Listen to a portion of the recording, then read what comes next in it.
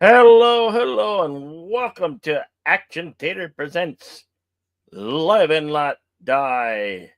Ian Fleming's James Bond is at it again. Roger Moore playing as James Bond, and Ian Fleming's Live and Let Die as a voodoo like I do. Hello, everybody. Let's see. Well, we got deleted, and we got deleted, and we got me. I'm sure some of you. Let's see. Let's see. Let's share this out here on the X Factor. Okay, share it out on X.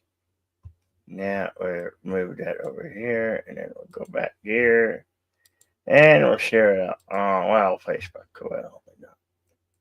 So you too can share it out and let people know that we are live with Action Theater presents Live and Let Die in Fleming's Live and Let Die. Um, let's see. Let me get you a synopsis.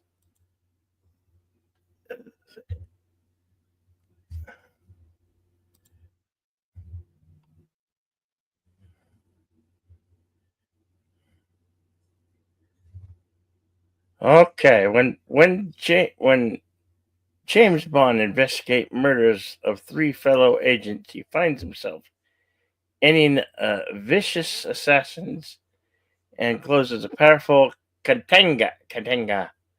You put Kuru Town who's on the streets of Mr. Big.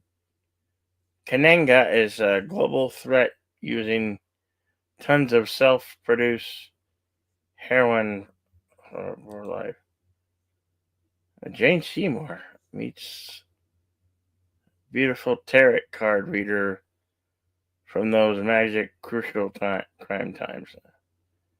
This came release date was June 27th, 1973. Director by Guy Hamilton.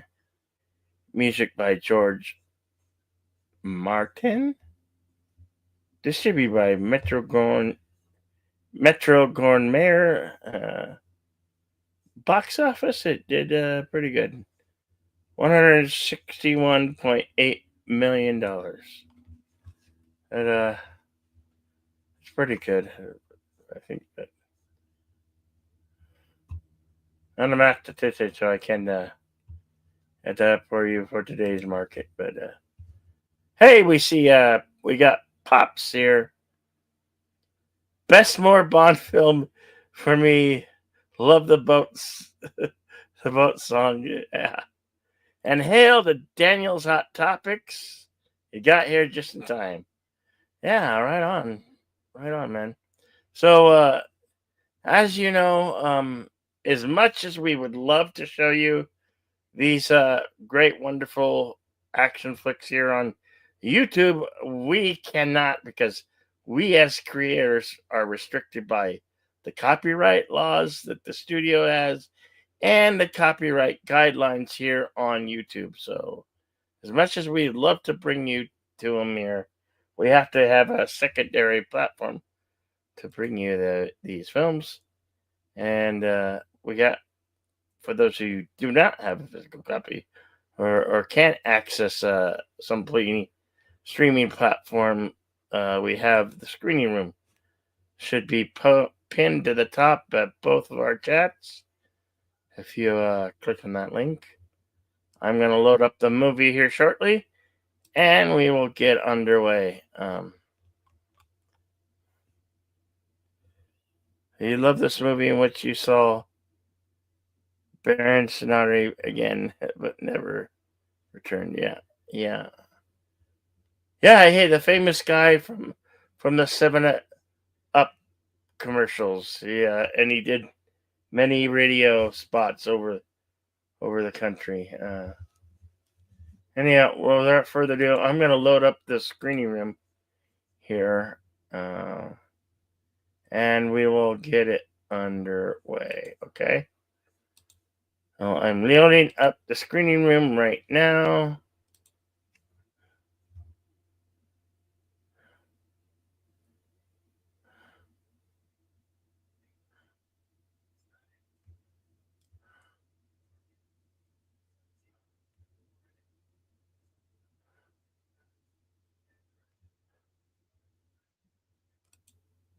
All right, here we go, ladies and gentlemen. I give you Live and Let Die.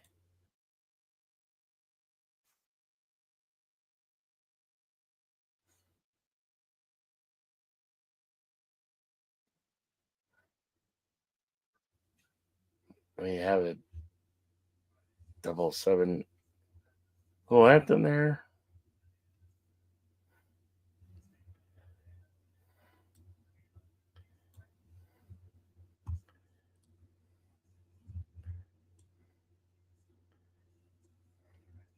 First, we get a warning, and right now,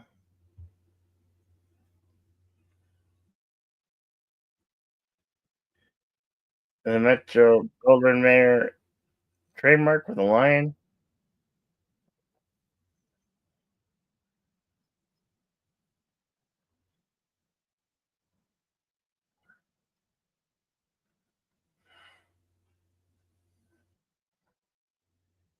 And the infamous bullseye with the theme music.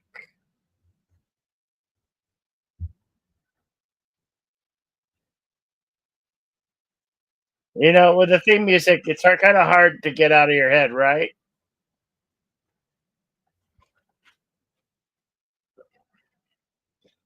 Pull back, and you're in New York City.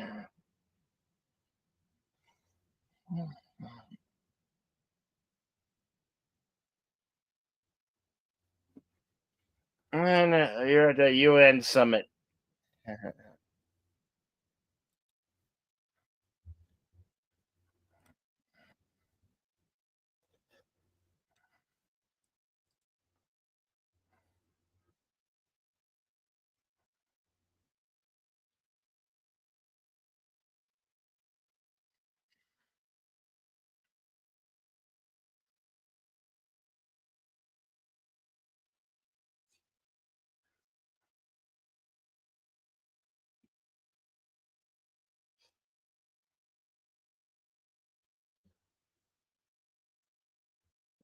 Our pal deleted scenes is running late, but he'll be along shortly.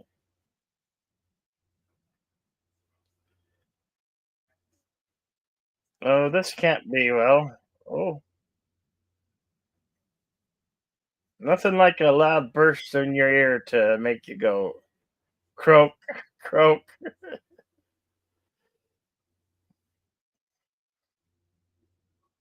I always like this scene, the New Orleans scene. They looked so convincing, didn't they? Like it's an actual funeral.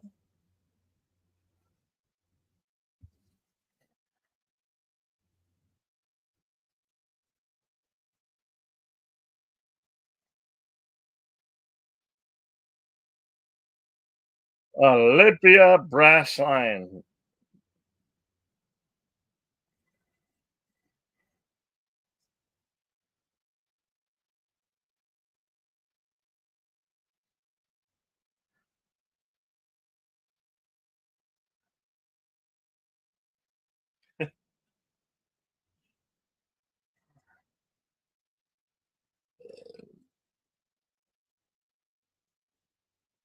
Yours.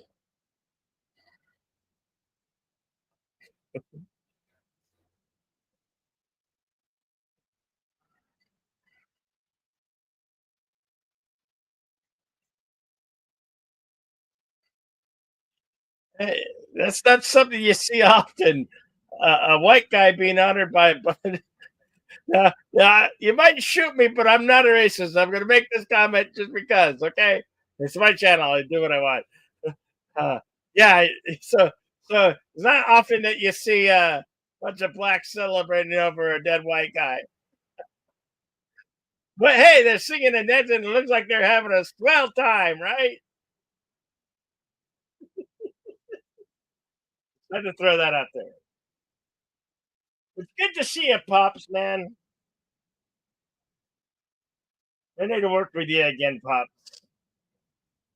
I hope you have a fine day, fine evening, fine afternoon. And that goes for all of you out there. Whether you're here now or you're going to be arriving late.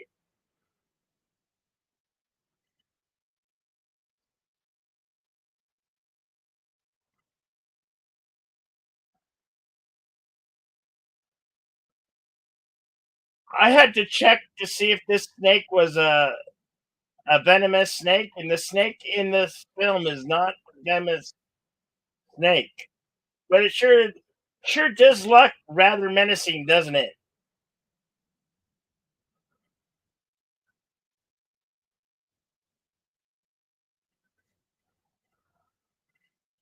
Hey, Kronos! How you doing, buddy? It's got the best theme song by Mr. Paul McCartney. You know you did, you know you did, you know you did. Things along which we live in. Live and let die. Question is, do you like the Paul McCartney version, or do you like when Guns N' Roses did the remake? Introducing Jane Seymour.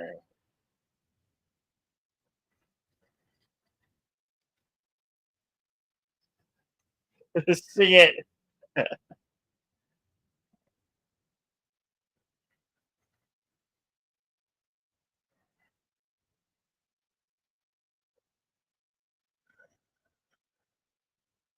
What's that, Kronos? Not a fan of the grand. Okay, Kronos.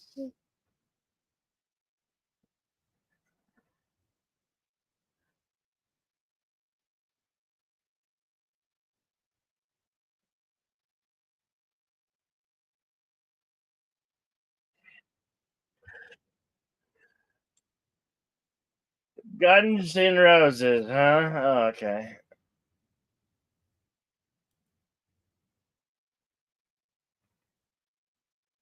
Well, the guy can hardly sing in anyway. And my God, have you seen how fat Axl Rose has gotten?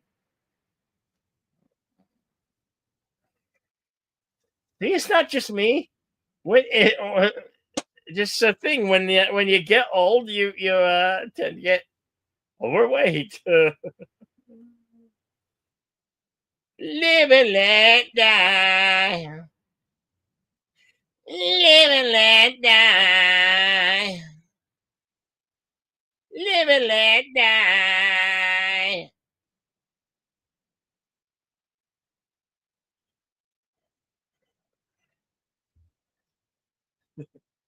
Who's who's old here? Well, I'm referring to myself, Kronos. I'm referring to myself, and of course that other old man deleted scenes when he gets his ass up here. I know he's working late.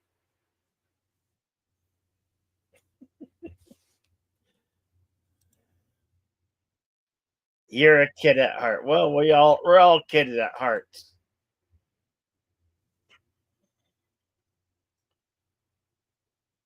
Oh damn, she's a milky white girl.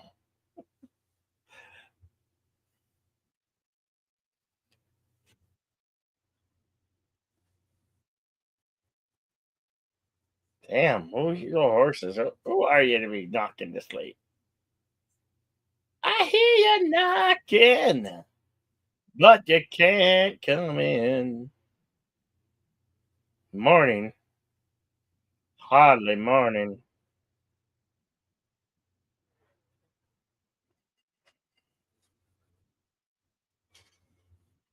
Peck, where am I going?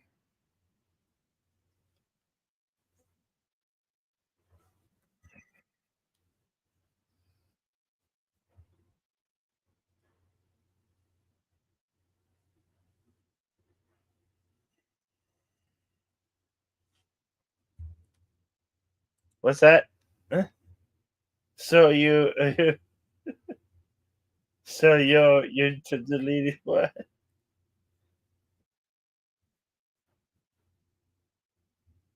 Well, bye to you too, Kronos. Later, man. I know you don't want to watch the movie.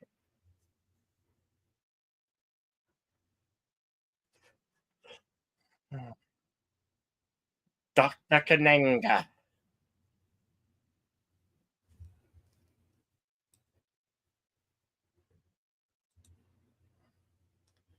What? It made an espresso for you. Be happy about it, man.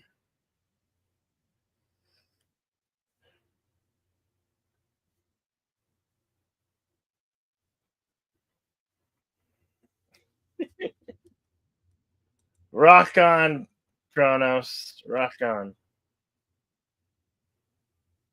Might do some karaoke tomorrow night.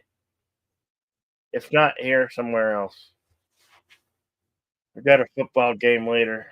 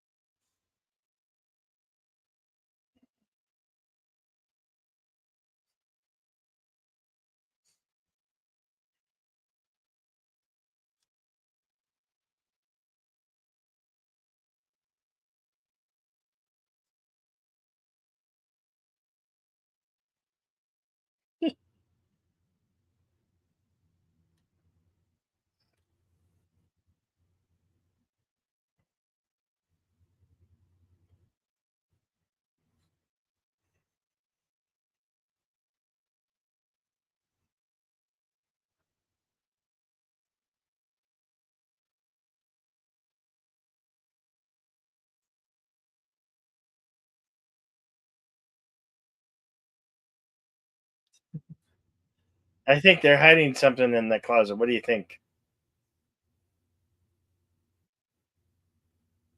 Goodbye, James.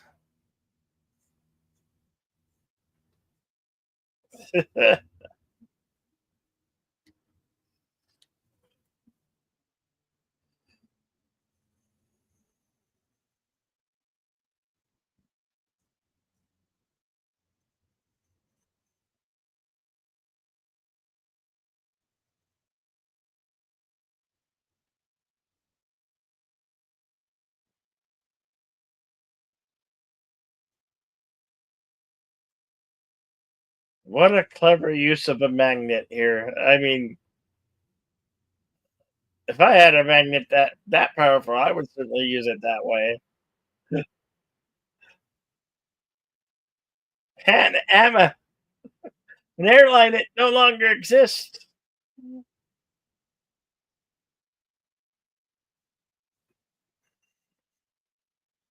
It's funny how some businesses you thought would be there forever just tend to die off and fade away.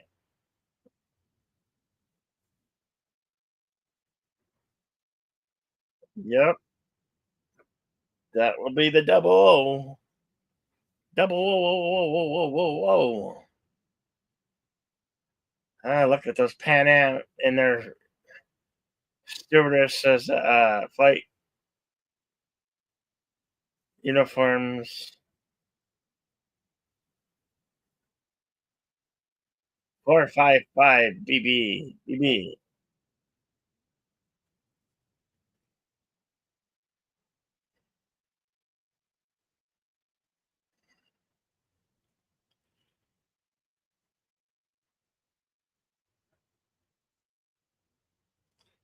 Wow, he's got a phone in his car in 73.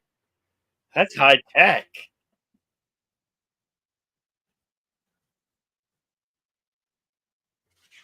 I didn't know they had car phones in 73.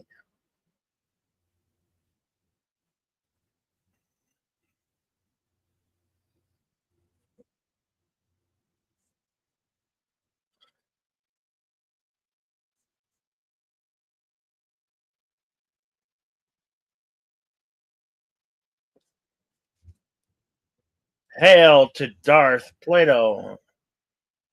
Names are for tombstones, baby.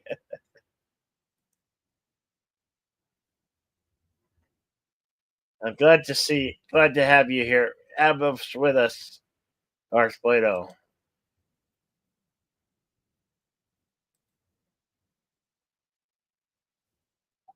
Uh oh.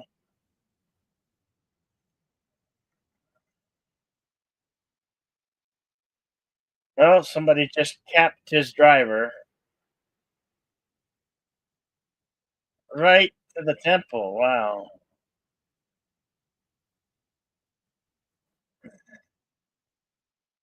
He's dead. He's dead, Bond. He's dead, man.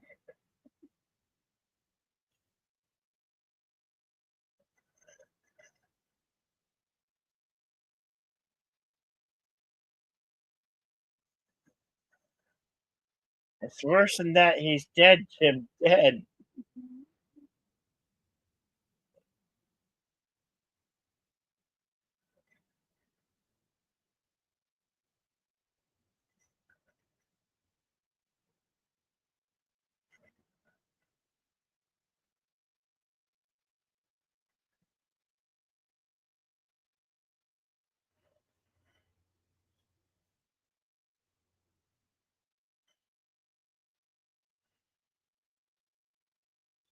That's what qualifies as a limousine in '73.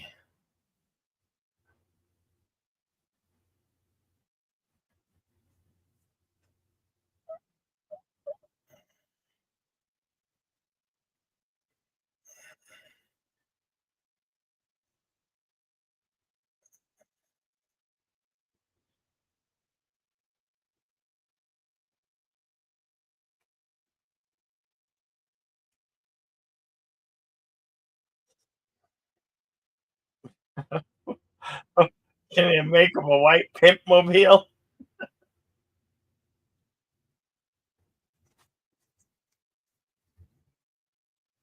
Yes, he's dead, James. Dead, James. Dead.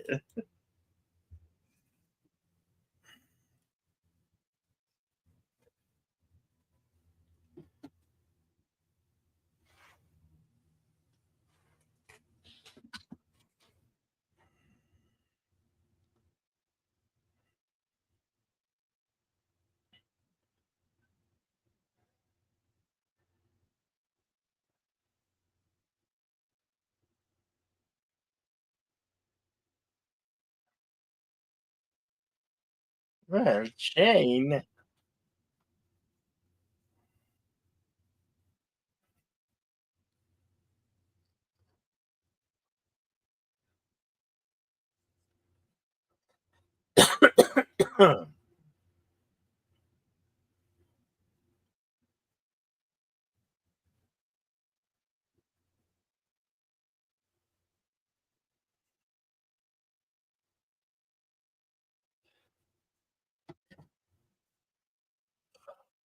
Cult voodoo shop, eh?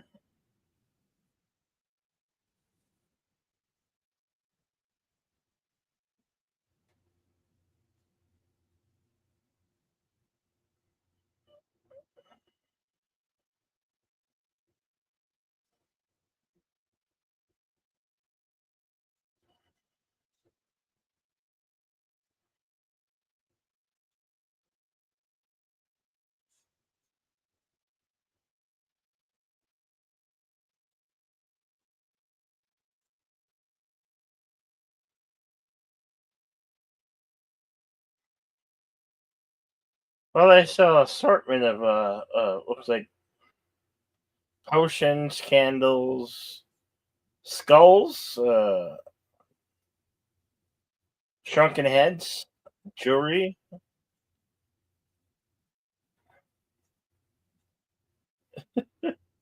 gift wrap, a plush snake. Yeah, okay.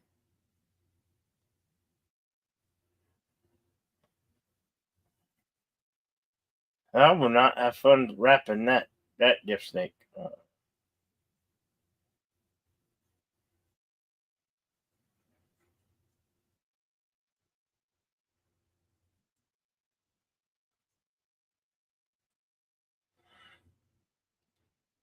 She's wearing nothing but a nightie. And the tape's still going.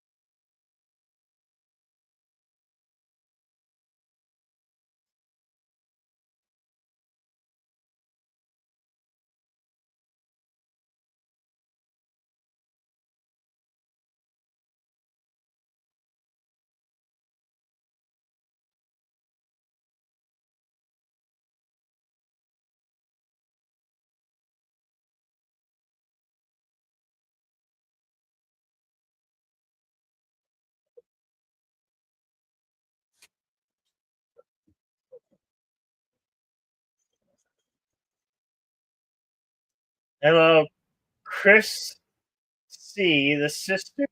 Okay. Hello, everyone. Slash that like. Yeah. Yeah, please do so.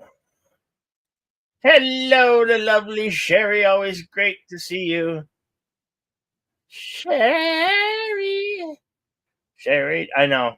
You like the singing it better. Sherry. Sherry.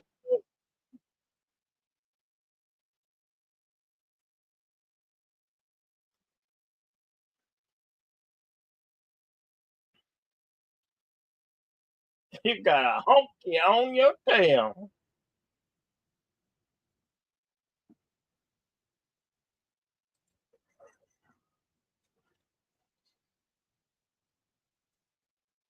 Oh, radio in the shoe shine box.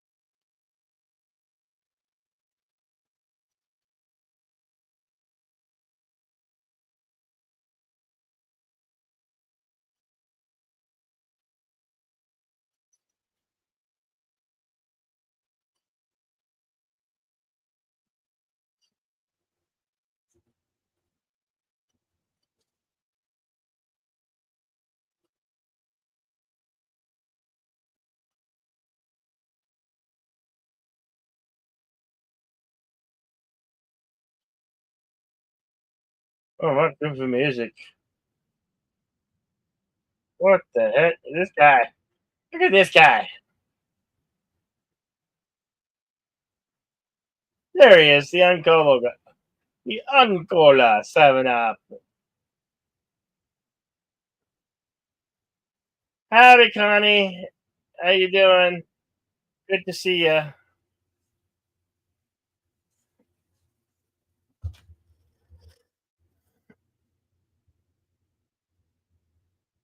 We are 31 minutes and 15 seconds into the film.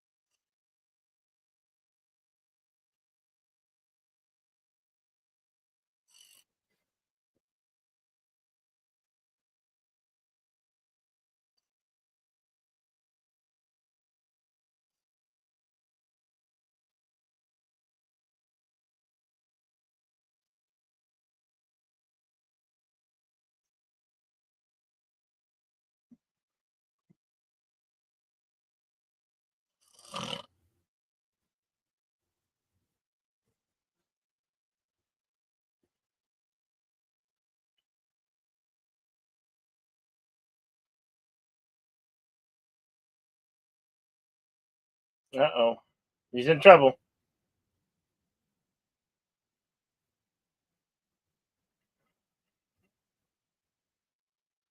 LJPRPH1. Ah.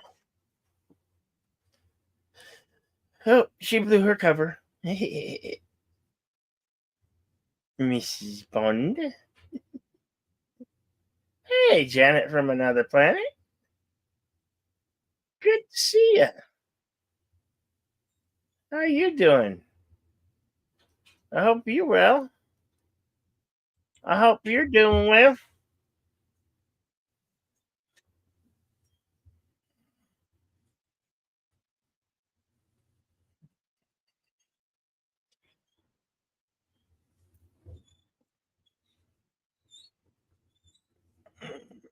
What's going on? We're playing a movie Live and Let Die from 1973. We are 36 minutes in.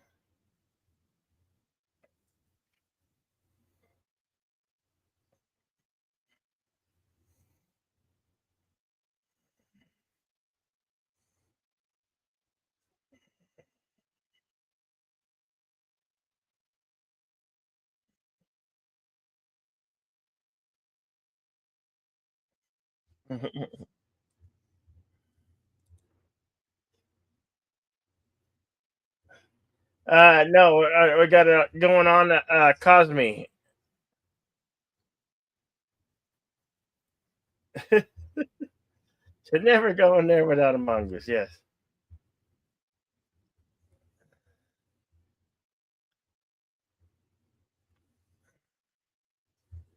There's the screening room.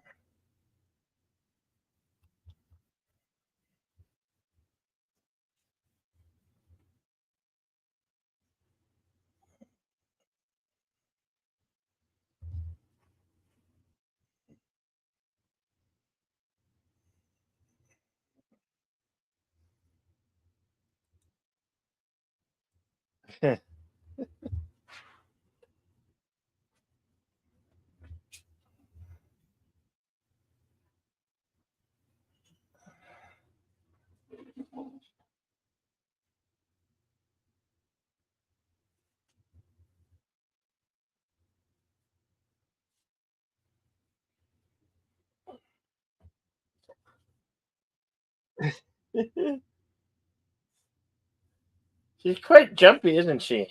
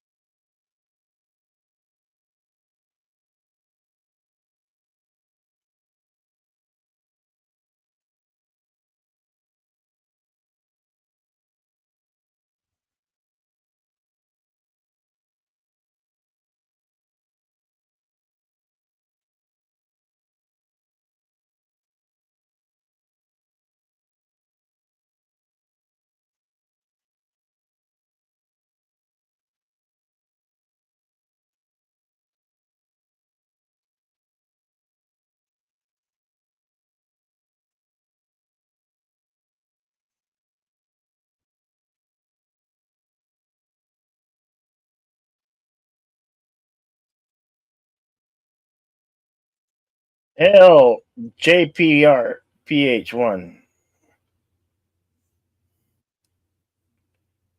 Appreciate it, pal. Good to see you, man.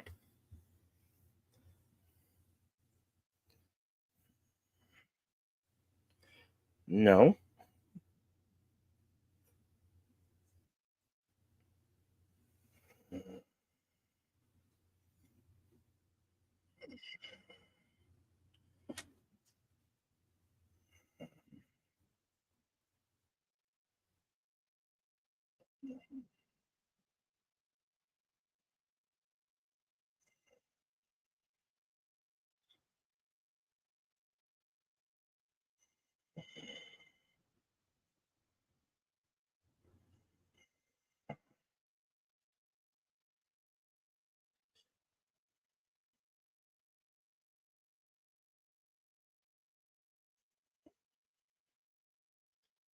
Are you?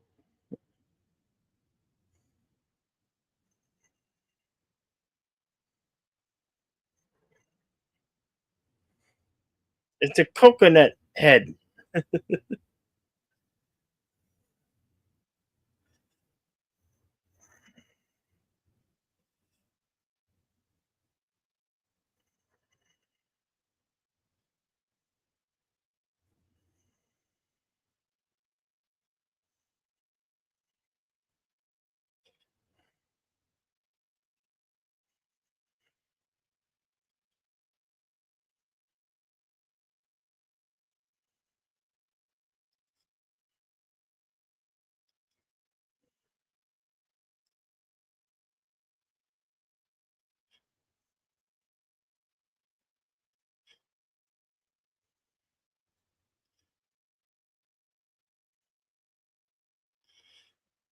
Of course, Bond was as Walter PPK.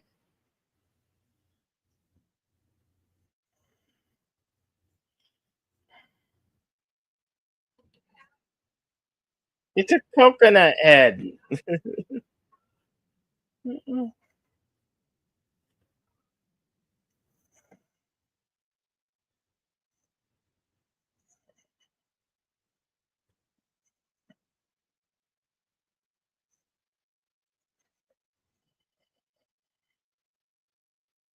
She should not have run off.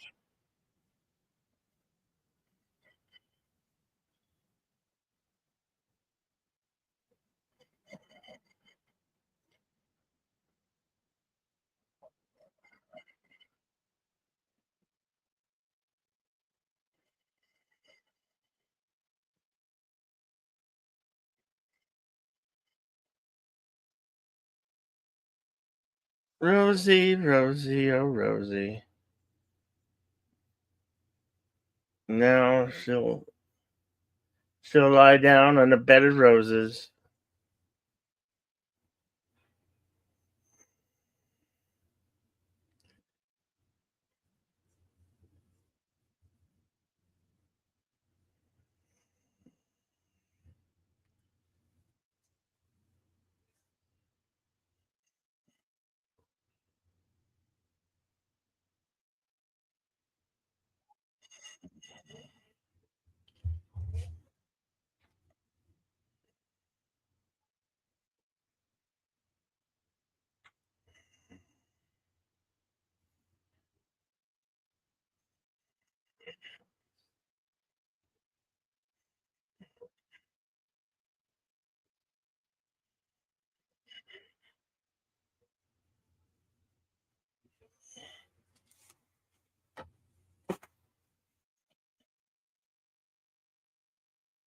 He's flying a kite.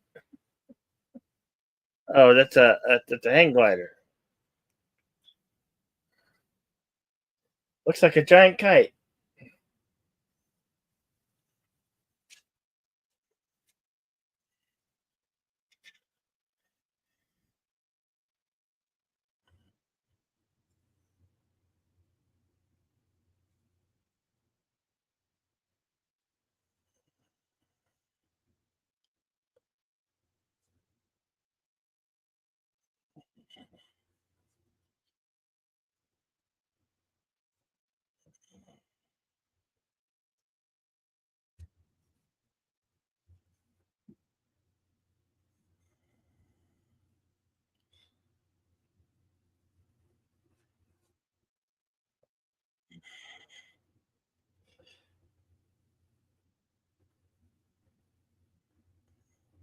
Parasailing, yeah.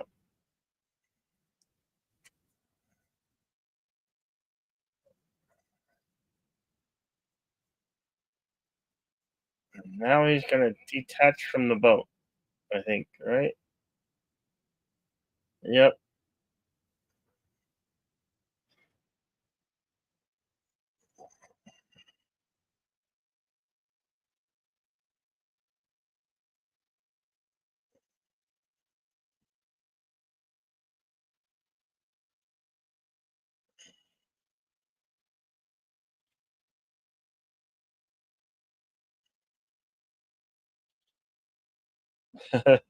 Bye bye, guard.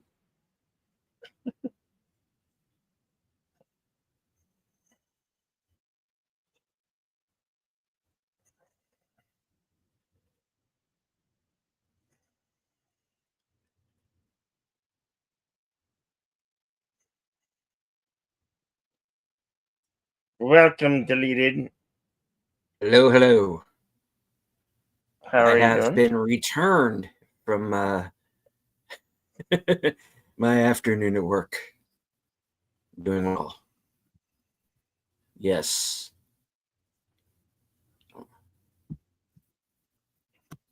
Oh, sorry. I did not mute my other screen.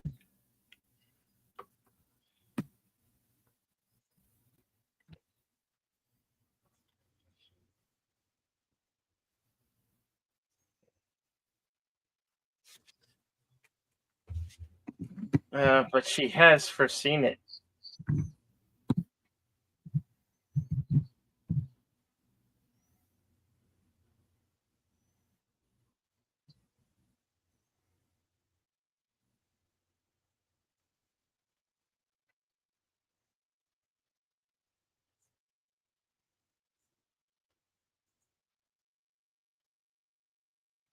Can't believe that's Jay Seymour. She looks so young here in this film. Yeah.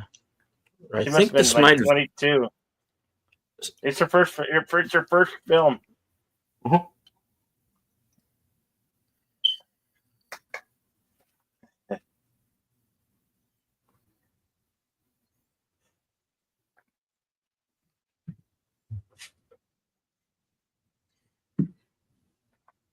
Even though you cheated. This sequel to The Saint is weird.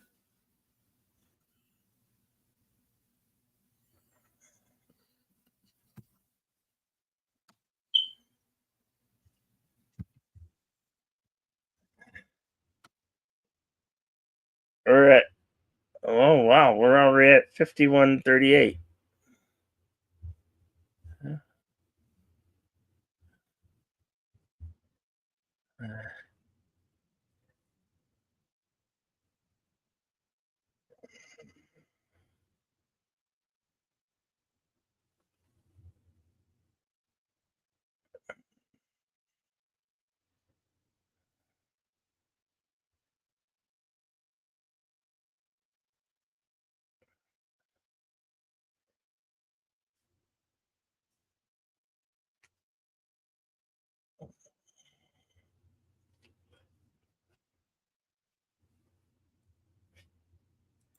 Hail again, Pops. It's always good to see you, pal. I hope you're doing well.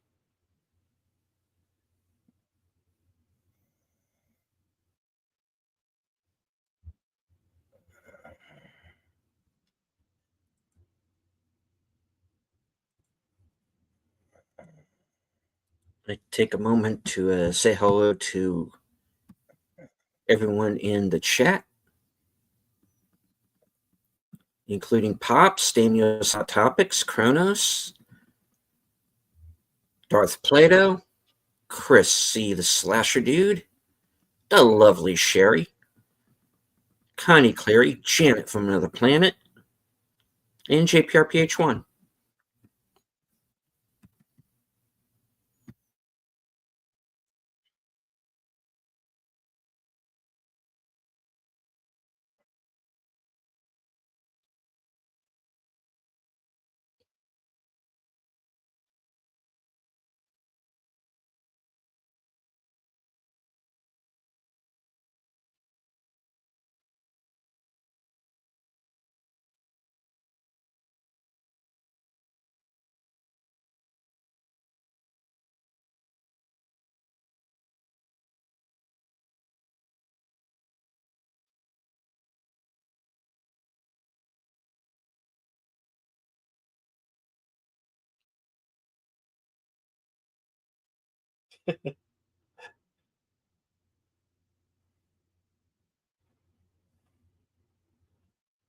I don't know about him using no little blue pill, but he is Bond.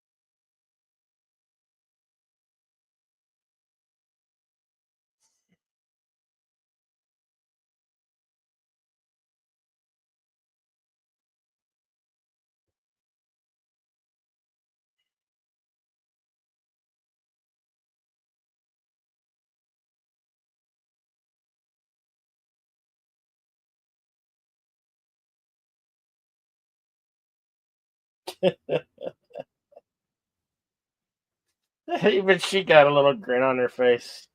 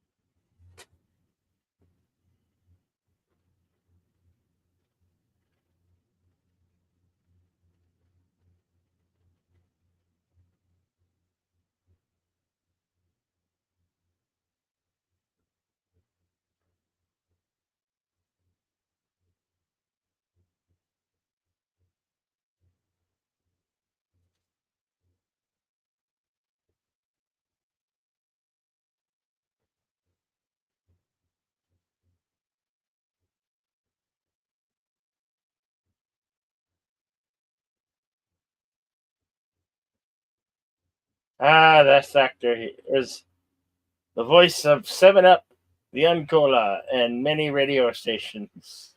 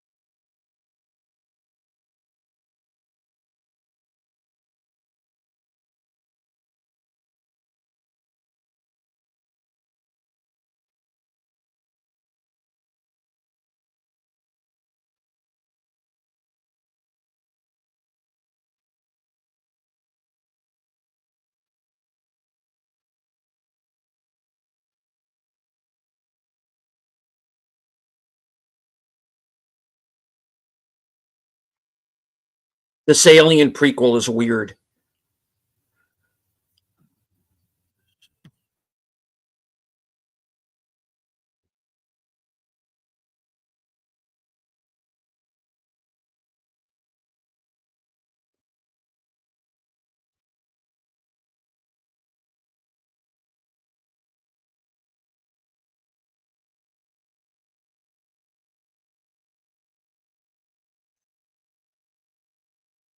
This is taking place on the island of Haiti.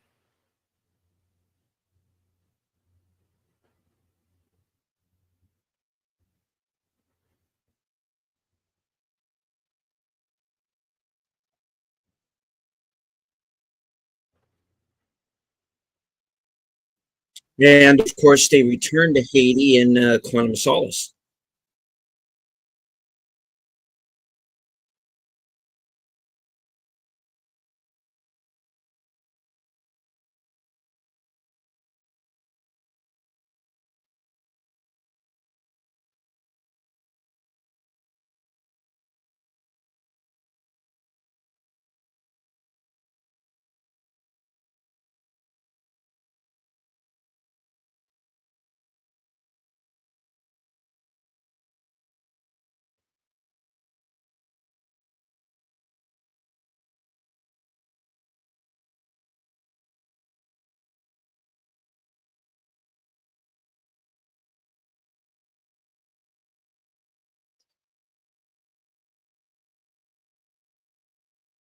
Well, they weren't no evil Knievels, that's for sure. He is a pretty good job at driving that double decker bus, so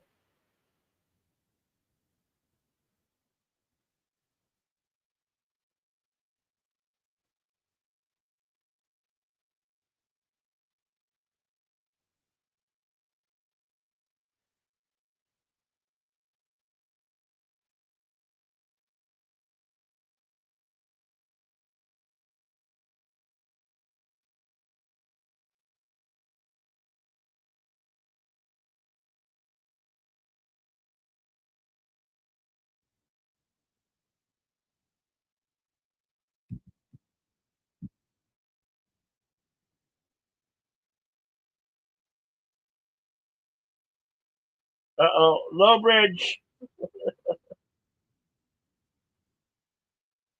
That was deliberate. That was deliberate.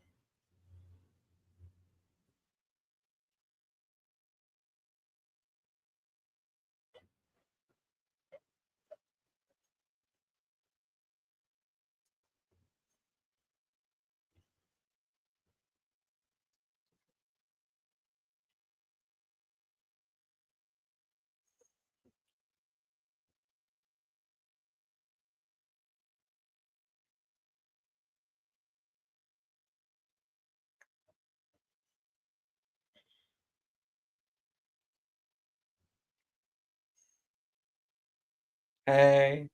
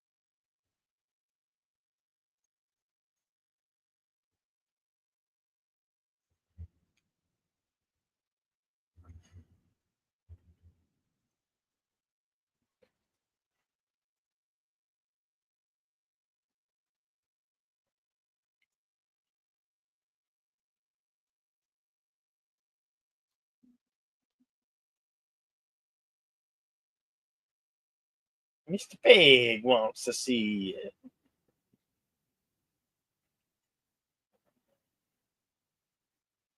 Those sideburns and that hair should have been a dead giveaway. That's all I'm saying.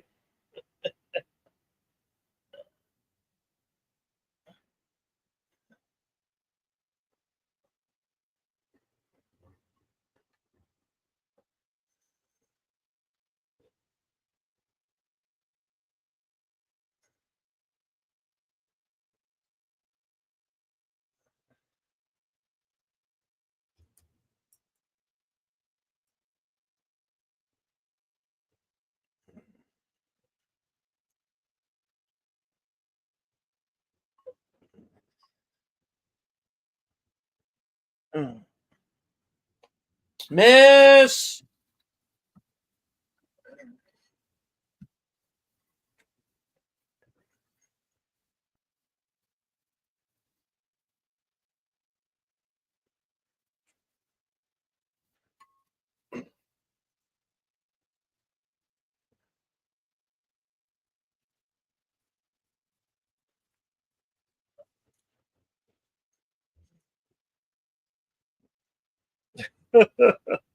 Oh boy, what could go wrong?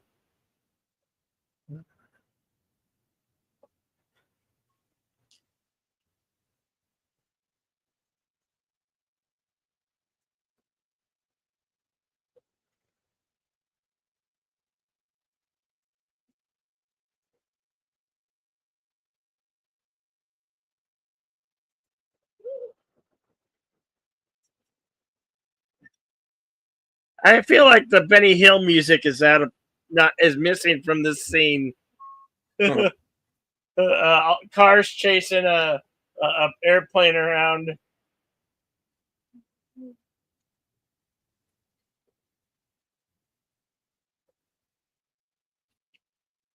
Oh damn! A lot of Cessnas getting messed up here.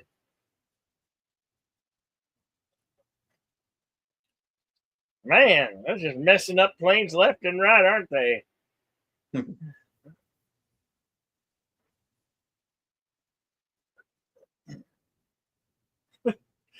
Imagine going into a meeting and you want to wreck how many planes? Oh shit! Well, that plane ain't gonna be a no plane. That's just a car now.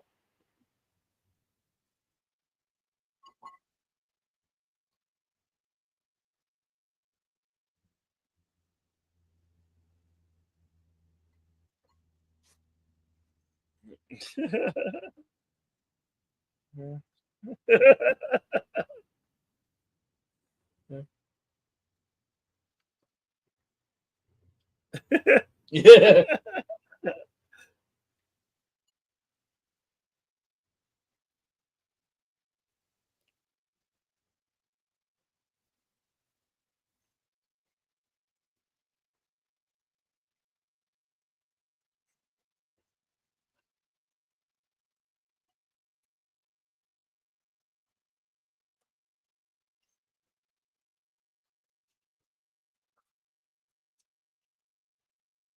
Nobody touched her.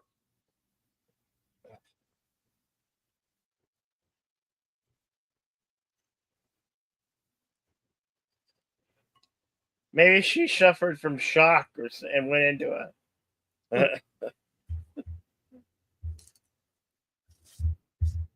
Oh no, not the brass band again.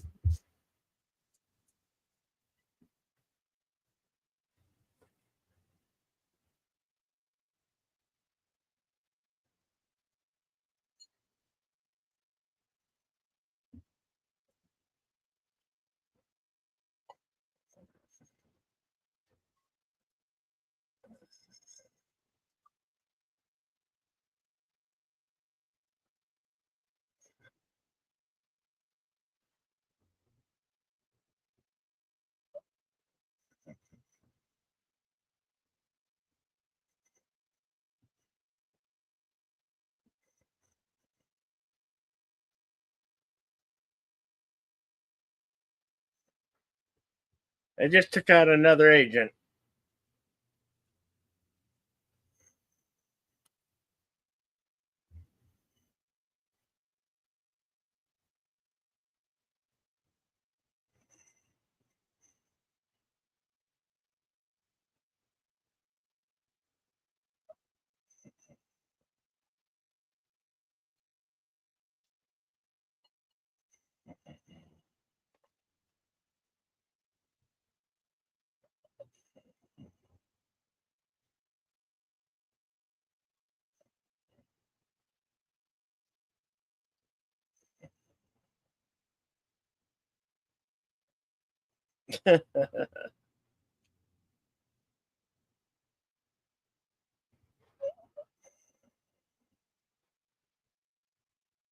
Oh, here comes the theme song again.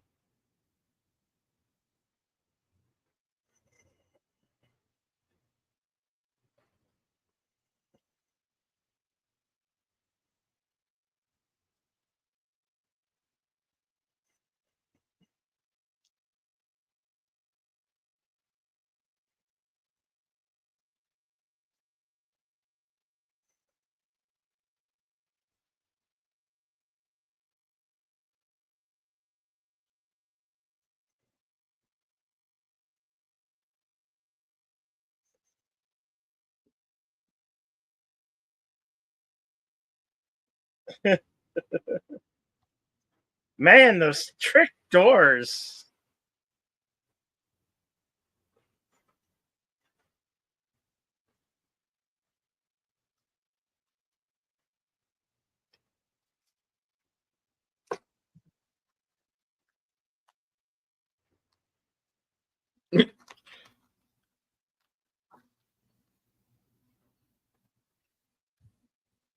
We snatched his ass in a bear trap.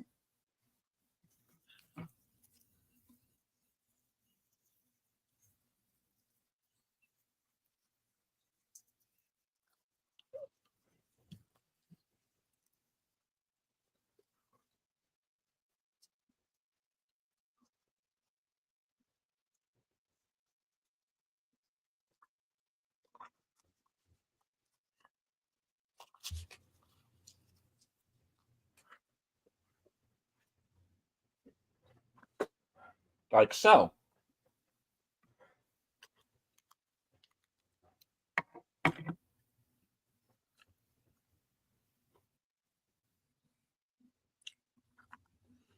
And besides, we have a guy upstairs who's played Felix Leiter more than once.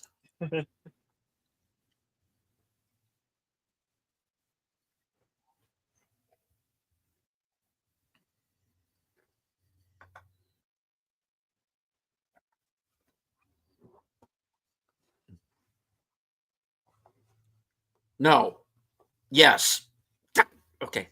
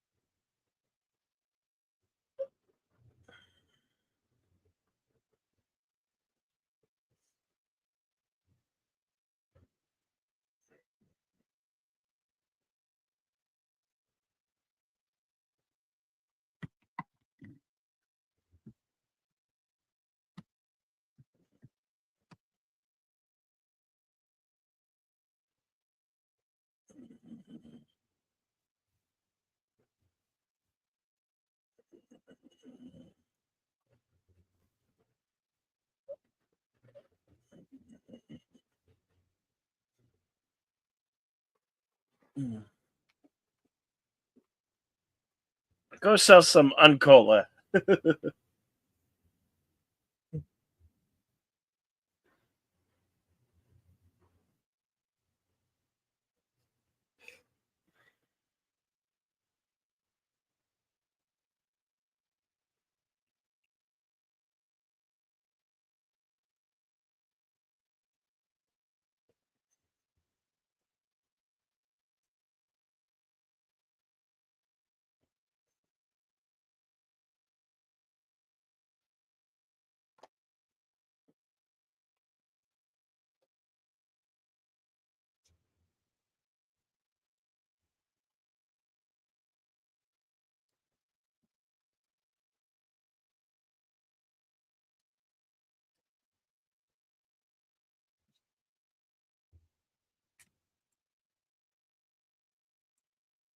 If this were a Tarantino movie, there would have been a whole 10 minutes on the drive up about these guys complaining about people cheating at cards. Yeah.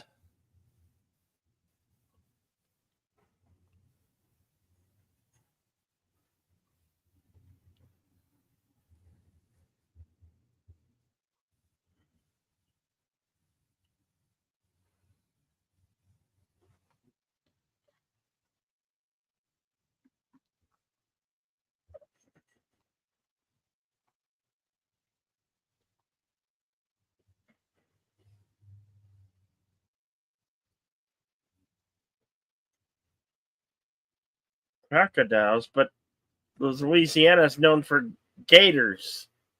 Lots of gators.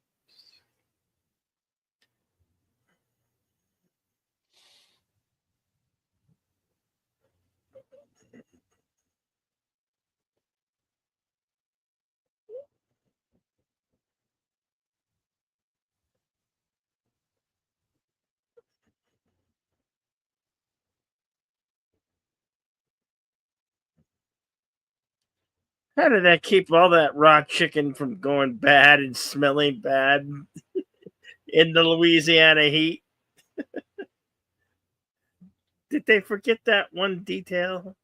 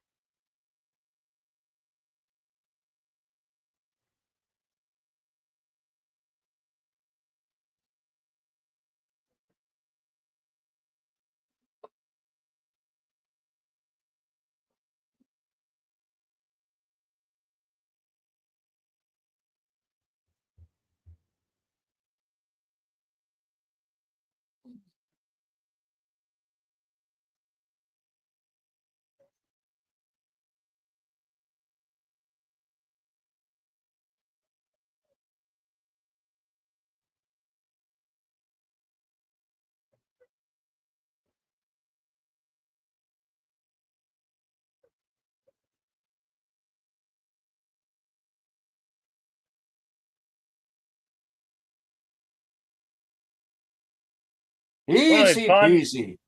Bond is in a terrible predicament. He's on the one island, on the one man island, full of gators and crocodiles. Well, or crocodiles and gators.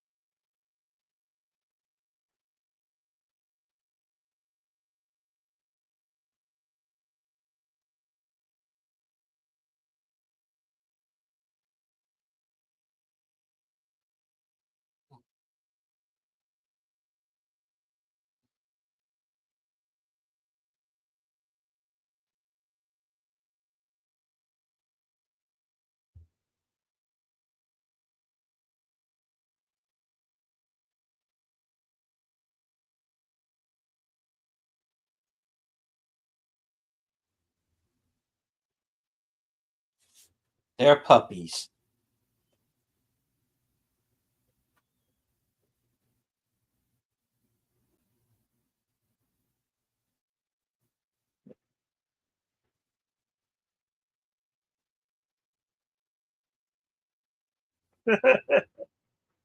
Yeah, I probably would have done the same. All too easy.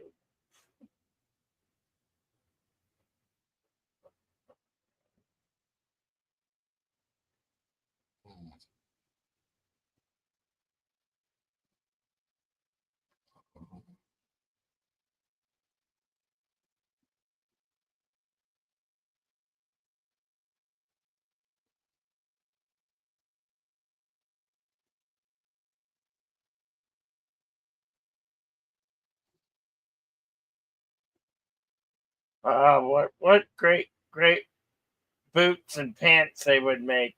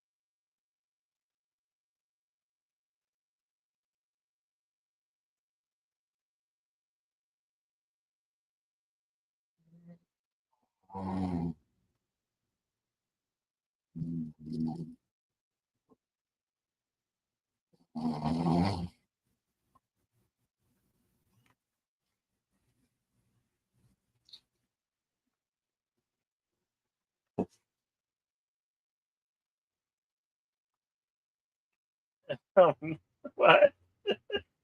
You're being employed to put down a dog, man.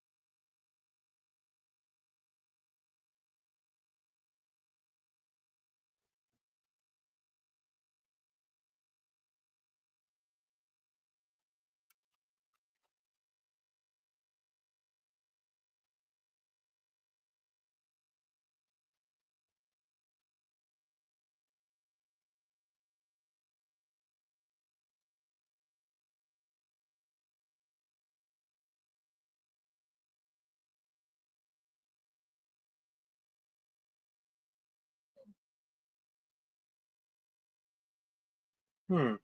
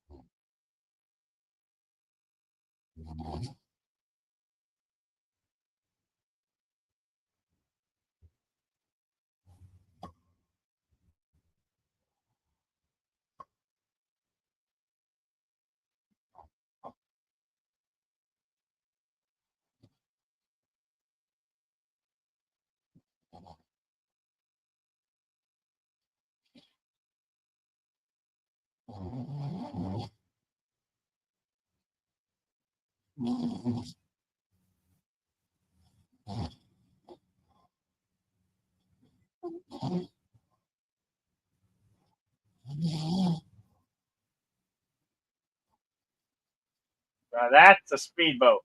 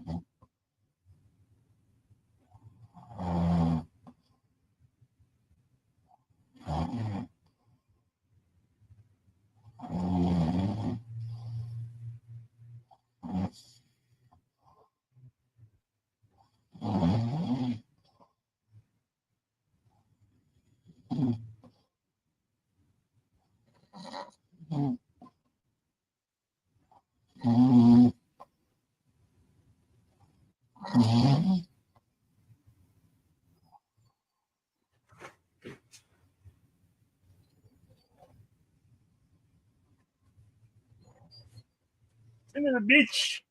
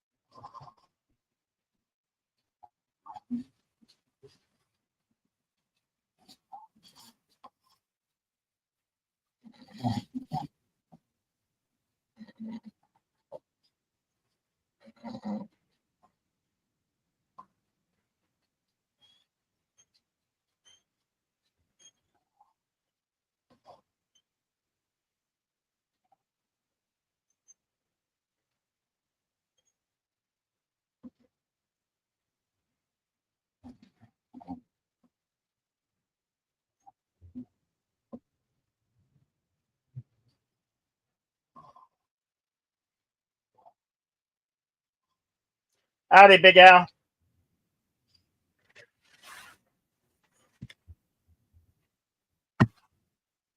Good evening, Al.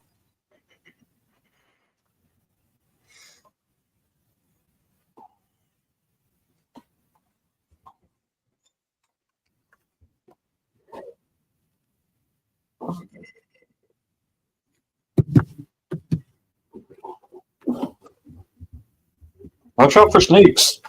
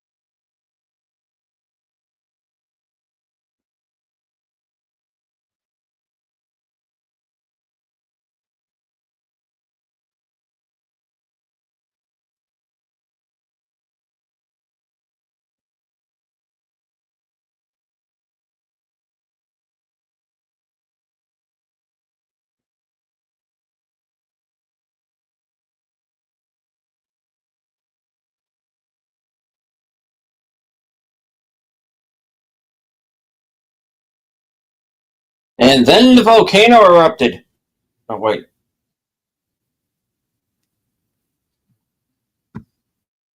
Al says this King Kong sequel is weird.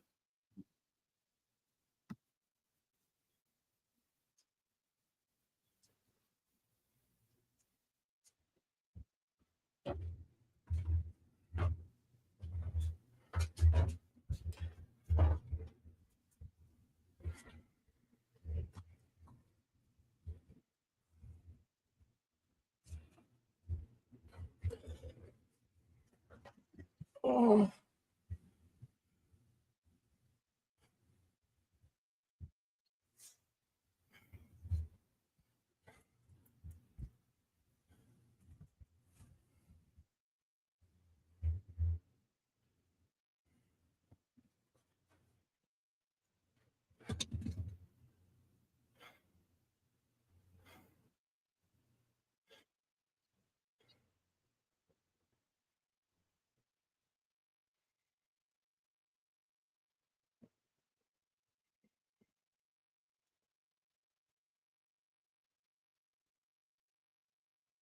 Heck, you bet.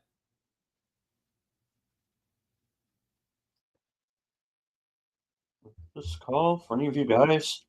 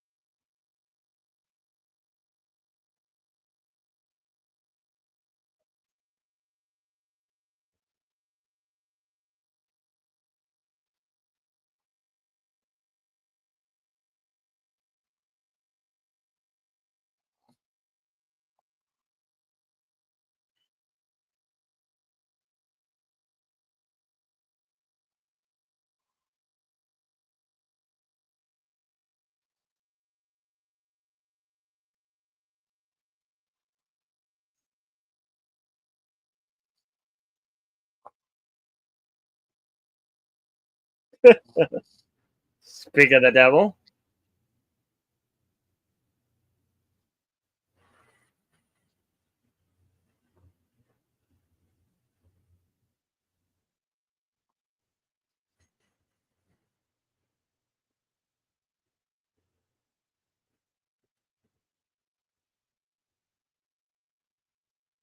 Because I got sharks without lasers on their heads.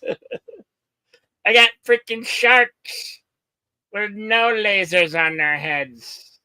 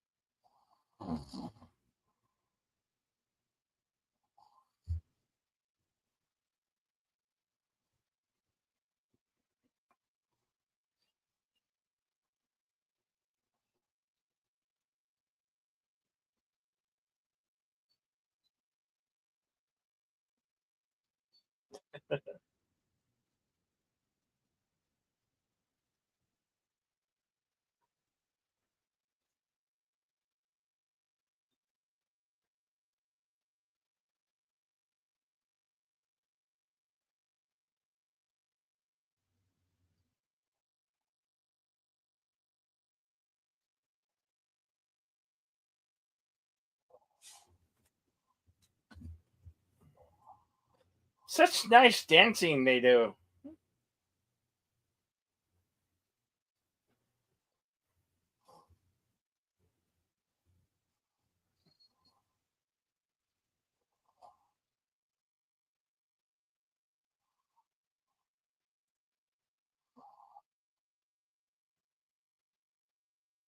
Yes, they're supposed to be bull sharks. Mr. Big is going to about to become really big. He's going to hit the big time.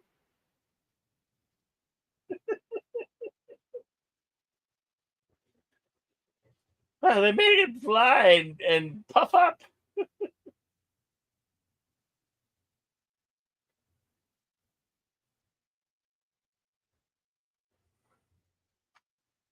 No more Kanega.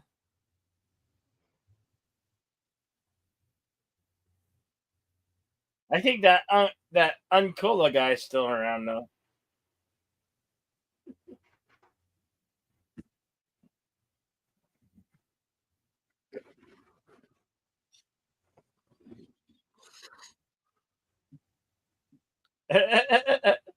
I'm sure you had to ask.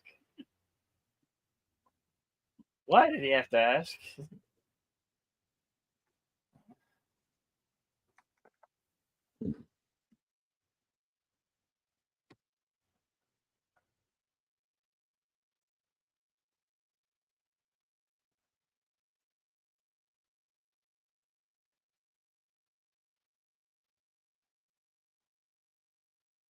She's a fast learner.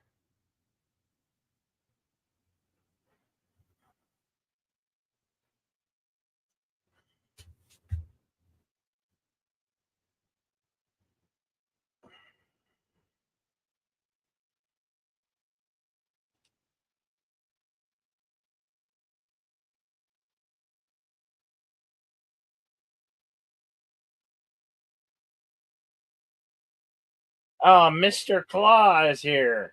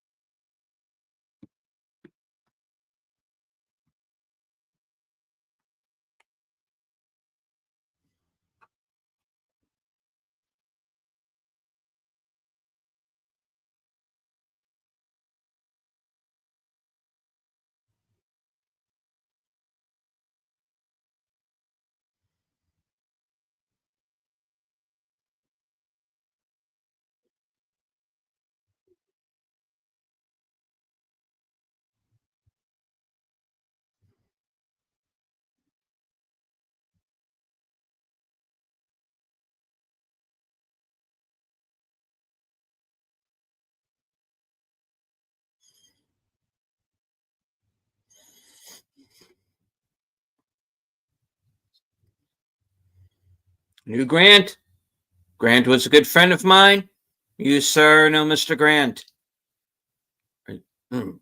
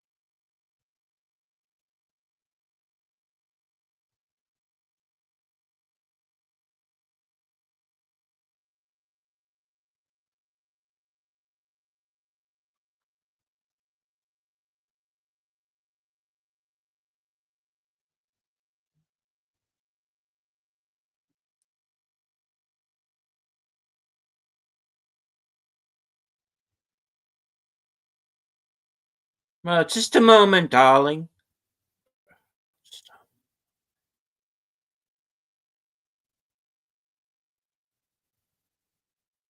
You forgot your arm.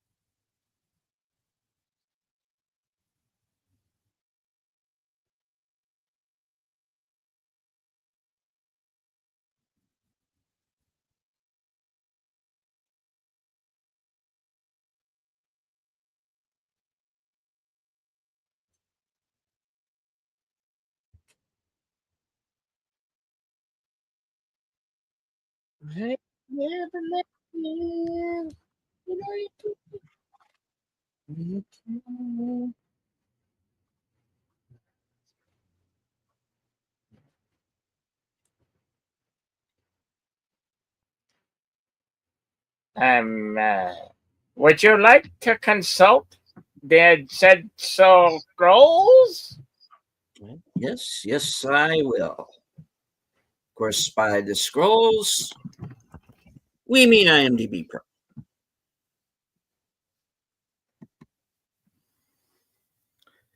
All right, Live and Let Die was released June 27th, 1973, a week after my birthday.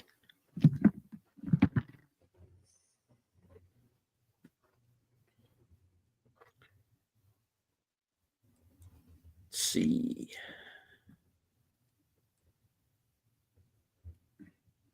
Budget at an estimated $7 million, going on to gain 35 million around the world. Of course, the title song, written by Paul McCartney and Linda McCartney, was nominated for an Academy Award.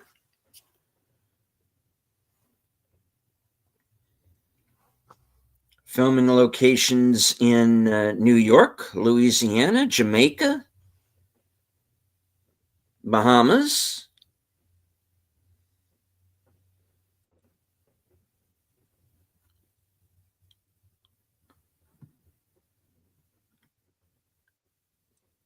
All right, going on to the trivia.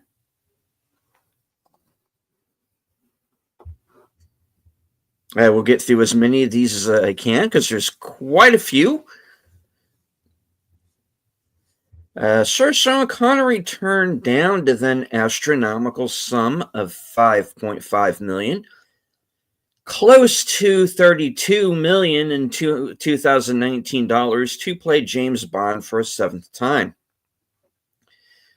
Connery gave Sir Roger Moore his personal seal of approval for inheriting his role, calling him an ideal Bond.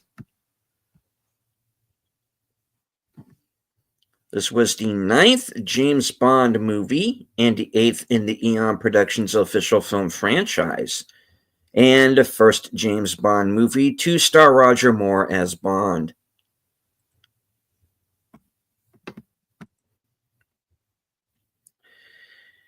Live and Let Die was the second James Bond novel written by Ian Fleming. It was the first published in 1954. Its working title was The Undertaker's Wind, which also provided the name of the 17th chapter.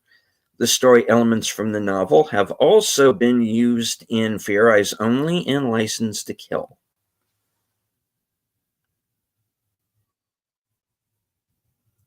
The producers made a conscious decision to make Roger Moore's Bond significantly.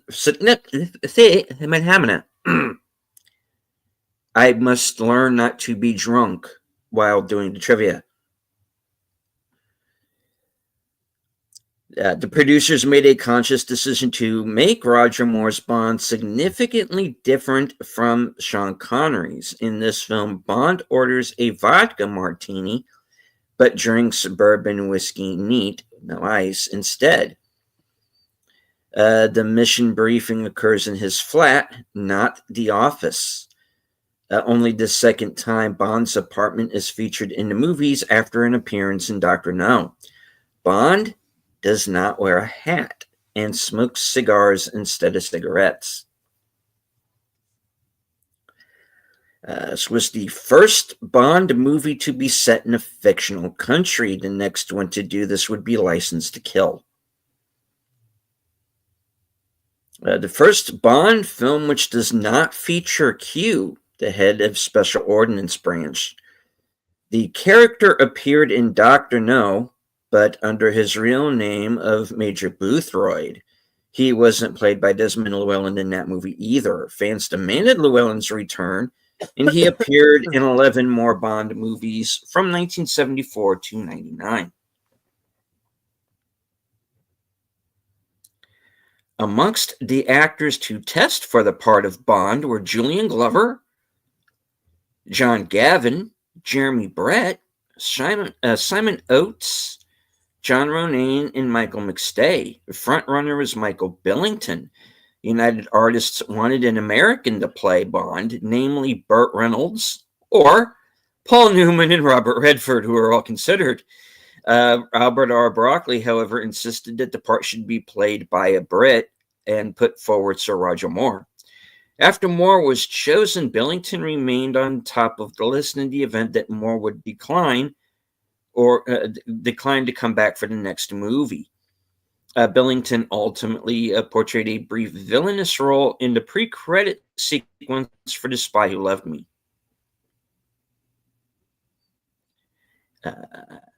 The first James Bond film in which 007 has a liaison with a black woman, Rosie Carver, played by Gloria Hendry.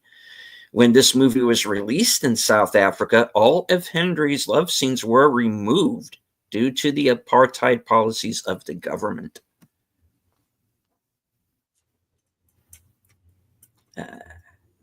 In the book, there's a change. Rosie's white in the book and Solitaire is black. And then they switched it for the film for whatever reason. All right. The boat chase through the bayous was originally written in the script as just Scene 156, the most terrific boat chase you've ever seen. Bond's speedboat jump made it into the Guinness Book of World Records for its distance of 110 feet, or 33.5 meters. A record that stood for 3 years. Clifton James's spontaneous reaction in that scene was kept in the final print. Bond's stunt boat used to make the high jump over Sheriff Pepper's car was specially designed with redistributed weight so it would fly through the air with more stability. The second boat was not scripted to collide with the police car, but after this happened while shooting the stunt, the script was changed to accommodate it.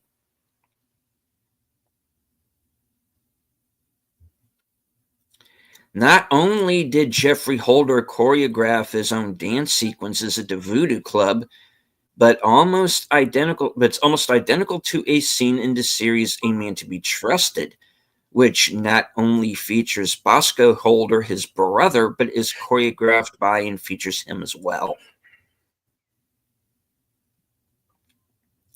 This marks only the second of 3 times in the film franchise in which the opening sequence doesn't feature James Bond, with From Russia with Love being the first, as it featured an agent impersonating Bond, and The Man with the Golden Gun being the third, as it featured a waxwork model of Bond and not Bond himself.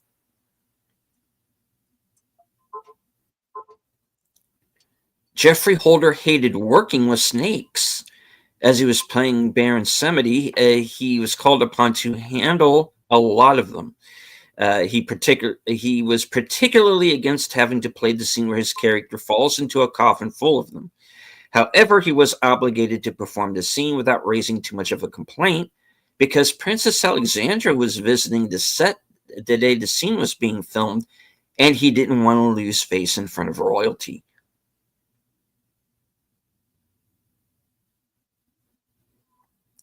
Roger Moore was actively discouraged from raising his eyebrow, as that was a trademark of his previous successful character, Simon Templar of the Saint. Early into production, Roger Moore was hospitalized with kidney stones. Later, Moore and Jane Seymour caught dysentery while shooting in Jamaica. No, dreadful. The tarot cards seen on the movie's main poster were the Devil, Death, the Lovers, and Fortune. There's actually a fifth card on the poster, but James Bond's torso blocks any possible name of the card. There's also actually no tarot card called Fortune in the set of cards used for this movie. The title of the Fortune card is the product of a bit of artistic license. The title is basically an abridgment of the actual Wheel of Fortune tarot card. The James Bond 007 tarot book was released to coincide with the film. They were illustrated based upon Fergus Hall's unique paintings. The main title song, Live and Let Die, by Sir Paul McCartney and Linda McCartney, has been covered twice by other artists. The first was by Guns N' Roses and can be heard on their 1991 Use Your Losing One album. The second was by Chrissie Hynde of The Pretenders. The group sang 2 songs for the Living Daylights. This version of the song can be heard only on David Arnold's Bond song compilation album, Shaken and Stirred, the David Arnold James Bond Project. After this movie, the Felix Leiter character did not appear again in the Eon Productions official series until The Living Daylights. Jamaica, part-time home of James Bond creator Ian Fleming, was used as the filming location for the fictitious country of San Monique. It was not called Jamaica, as that country had already been used as a setting for Dr. No. Jamaica is also a setting in the James Bond novel The Man with the Golden Gun and the short stories For Your Eyes Only and Octopussy. Rosie Carver's gun is a Smith & Wesson 38. And this is the only James Bond movie to have a supernatural theme. This is the first time in the Bond series that a rock song was used as the main title song. The Paul McCartney-Linda McCartney song charted in the U.S. on July the 7th, 1973, and peaked at the number 2 spot, where it stayed for 3 weeks. In the UK, it debuted July 9th, 1973, and went to number 9. McCartney paid for the orchestra used for the song from his own pocket. Rolling Stone magazine accused McCartney of selling out to the establishment when it was announced that he would be providing the theme song to this film. As it transpired, McCartney became the first artist to be nominated for a Best Song Academy Award for a James Bond title track. The soundtrack album charted in the U.S. July 28, 1973, and topped at number 17.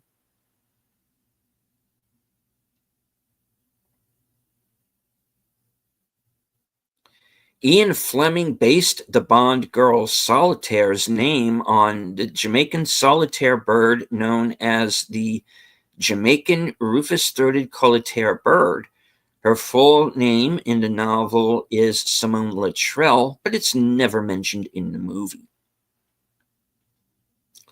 On the set, one of the crocodiles at the crocodile farm was called Old Albert, named after producer Albert R. Broccoli. Roger Moore had to undertake a crash course in bus driving so as to be able to drive a double-decker bus for the motorbike and bus chase sequence.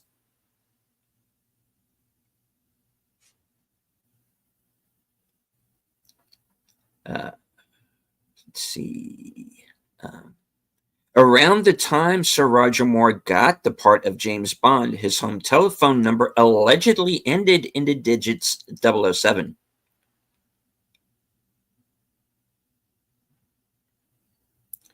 The character of Quarrel Jr. is a direct reference to the first James Bond movie, Dr. No, which also featured a character named Quarrel. The original novel takes place before Dr. No, 1962, in which, as in the movie version, Quarrel is killed, and features the first appearance of the character. At one stage, the Bond girl character of Honey Rider from Dr. No was considered returning in this movie, but the idea was withdrawn. A total of 54 cars were used and mostly destroyed for the film.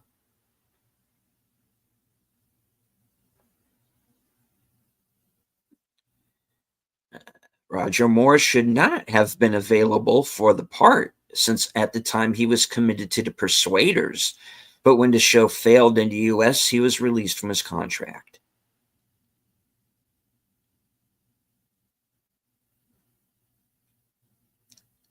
This is the first 007 score not to involve John Barry. He arranged the James Bond theme for Dr. No, but was uncredited. Former Beatles producer Sir George Martin scored the film instead. The musical crash into the main title music echoes his slide crescendo arrangement from the Beatles track A Day in Life. Sir Roger Moore became the first actor to perform the gun barrel sequence without a hat. Bond's apartment is shown for the second time in the franchise. The setting is not used again until Spectre in 2015. Among the fixtures is a machine for making coffee, which is treated as a gadget. Today's audiences will recognize it as an espresso machine, and La Pavioni, that is something in Italian that I can't pronounce, to be exact. Gail Honeycutt was signed to play Solitaire, but had to pull out when she became pregnant. Diana Ross was also considered for the role.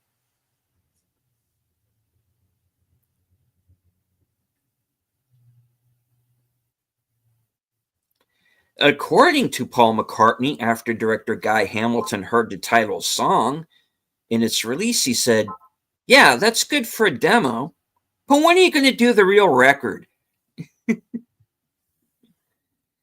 All right.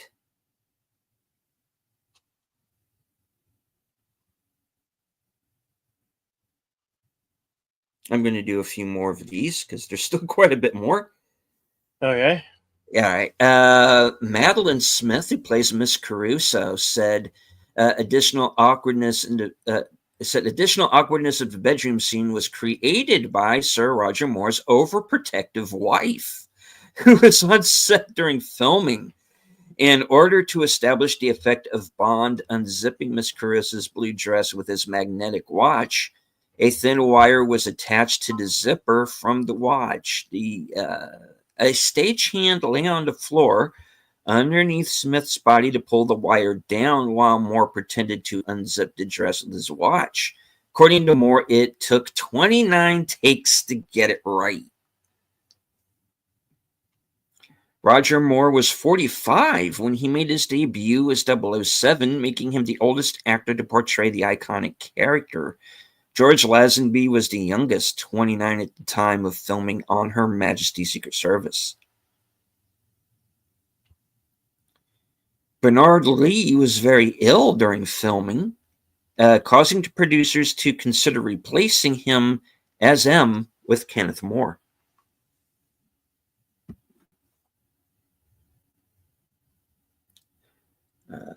In the DVD commentary, Sir Roger Moore considered this to be his second best Bond movie after The Spy Who Loved Me. Special security was added for the shooting of the scenes in Harlem, New York. This was the first James Bond movie that was seen by Daniel Craig, the sixth actor to play Bond in the official series.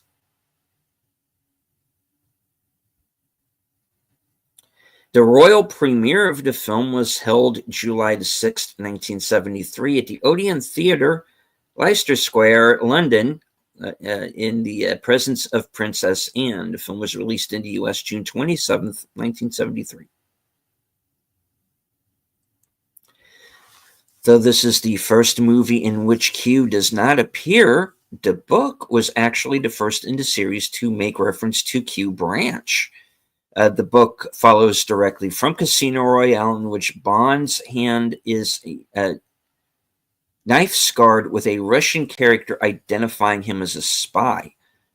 Q for Q Branch performs surgery on the hand to conceal the scars. Yaphet Kotto took the role of Dr. Kananga, aka Mr. Big, after a United Artists executive, David V. Picker, came up to him after the filming of Across 110th Street Wrapped. His co-star, Julius Harris, also signed on after completing the filming of Shaft's big score in Superfly. Cameo. Eddie Smith, the Black Stuntman Association founder, is seen driving the speedboat which crashes during their wedding ceremony during the boat chase. He also had a brief screen presence in Truck Turner.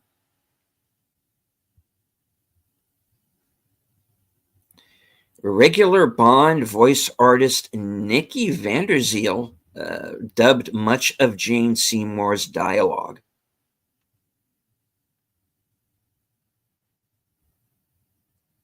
The only James Bond movie with Sir Roger Moore in which Felix Leiter appears. David Hedison, who played Felix, played the role again in License to Kill, becoming the first actor to reprise the part.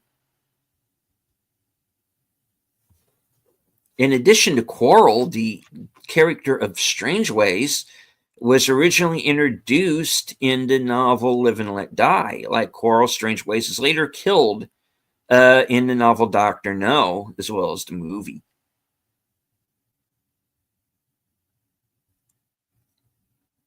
The magnetic wristwatch was Sir Roger Moore's favorite Q gadget.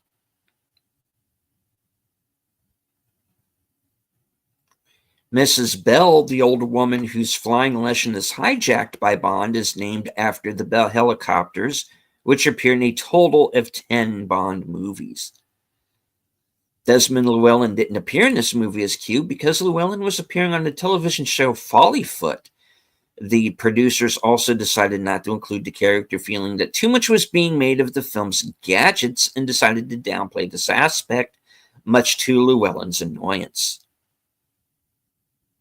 Roger Moore recommended Madeline Smith for the part of Miss Caruso after having worked with her on The Long Goodbye. Arnold Williams, who plays the taxi driver billed as Cab Driver Number 1, was also dubbed. Producers offered Clint Eastwood the role of James Bond, fresh from his success with Dirty Harry. He was flattered but declined, saying Bond should be portrayed by an English actor. Ironically, at this point, Bond had never been played by an English actor. Sean Connery is Scottish, George Lazenby is Australian. Roger Moore was the first Englishman to actually play Bond.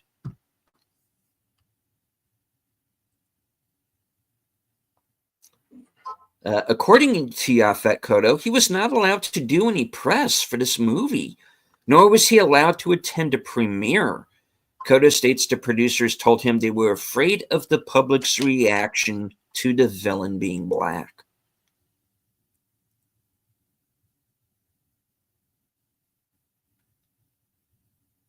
The tarot cards also appeared in the X-Files episode Clyde Bruckman's Final Repose.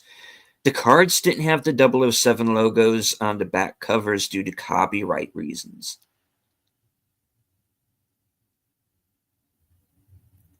Tom Mankiewicz originally wrote the main Bond girl to be black with an eye on Diana Ross for the part, but one of the producers told him it couldn't be done on the account of some of their markets, primarily Japan and South Africa, banning all movies with interracial romances. It was years until another 007 photoplay, Die Another Day, featured the lead of Bond girl as black. Tom Mankiewicz dabbled with tarot cards to familiarize himself with the art.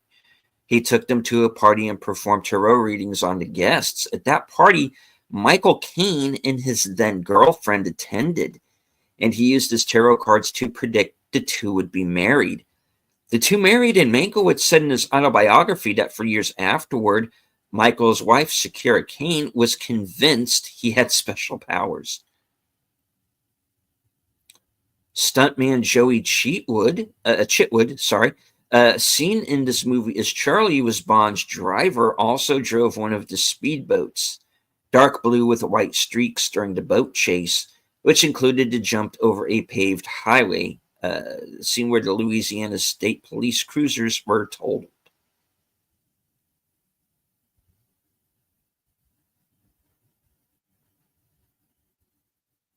The second of 3 007 movies that James Maybaum didn't write or co-write in his life.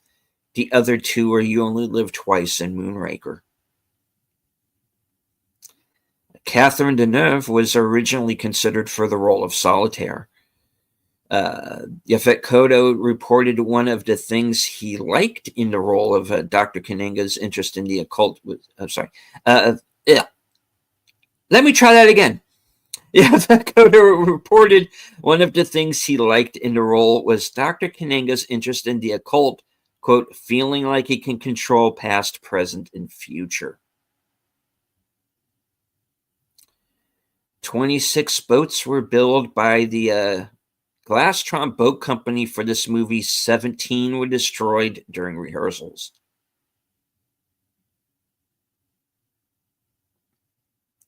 It was Sir Roger Moore's idea for Kanenga to wear crocodile shoes for his big stunt. Right. Solitaire is the only character to ever beat James Bond in a card game.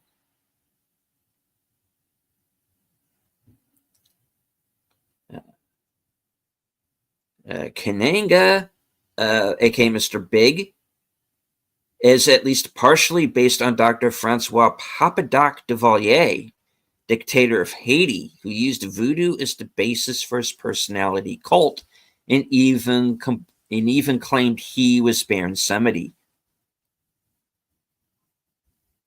Right. And I'll end with this one. There's much more. We would need a whole other show.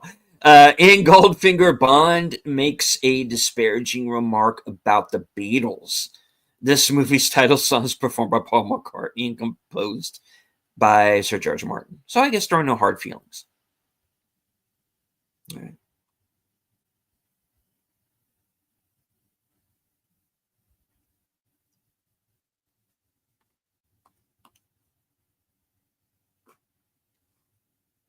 I'll leave it at that. Scrolls are closed. All right. So, Bill, what do you have coming up next? I'm going to do the football game, the Thursday night football. Right on.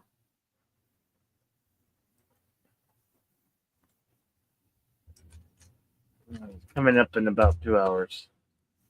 Cool. Maybe no. Yeah. About that, maybe a little bit under. Yeah. All right. So are you looking forward to the big fight, What? the Tyson and Jake Paul? Are you planning on doing anything for that, or No, no, planning no, on watching it at no, all? Do you no, no, care? no, no, Or no, no? no, no, no, no, Okay, no. I I could know. care less. I ask because a number of people have been asking me if I'm planning on doing anything specific for it. I'm not, which is not to say Uh, that I won't watch it, I'd rather but determine if to see if NFL is scripted or not. We're cracking down on that to see if NFL is scripted, and I believe it possibly could be because my Denver Broncos lost a game in which they should have won against the Kansas City Chiefs, where the left tackle on the front line just fell backwards, and I wonder if he was paid to fall backwards and let that guy in, because without that guy getting in there would be no block kick, and my Denver Broncos would have been the first team to hand the Kansas City Chiefs their first defeat. But well, anywho, I one did see. cannot disprove or disprove, but it's got to stop. The madness has got to stop. The madness has got to stop. We got the Swifties must be stopped. Kansas City Chiefs must be stopped. It's gonna happen sometime. Well, I didn't see that, but I did see some footage involving the Chicago Bears. And if you're wondering if the starting quarterback for the Bears is up to the task, I would say, I don't know, but maybe it would be best if his defensive line wasn't constantly running 10 yards behind him when they're supposed to be in front of him, covering for him. Hello? That's the point of a defensive line. Just saying. All right. Well, stay tuned to my channel later on tonight at approximately 11:30 Eastern, 10:30 Central. Will be my show, The Weekend Update. There you will get to find out what I am going to be up to for the next week and some plans that I have for the channel. I have some good news in a couple of areas, and stay tuned for the show, and you will see what is coming up.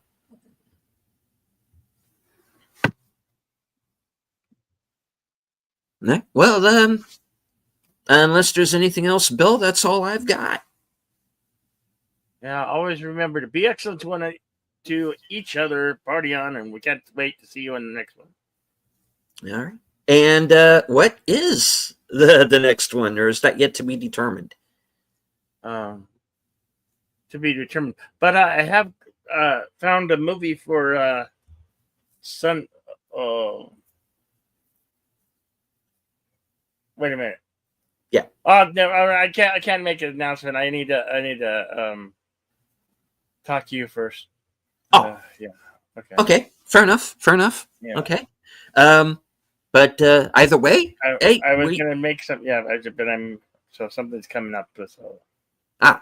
But we are going to be back next week. Yes. Maybe. Yeah. We'll let y'all know. All right. Well, I'll just close out my end of things with my my usual to once again thank everyone who joined us in the chat, everyone who joined us on Cosme, everyone who watches the show later on with the replay. You can sync along with your own personal copy. The movie is also available for free on Amazon Prime, as are most of the Bond films, if you wish to watch that way. From HQ, our second home office in Arizona, in all points north, south, east, west, and beyond. Good night. Take care. Stay strong. Be safe. Stay away from voodoo witch doctors, because this is how we win. Good night.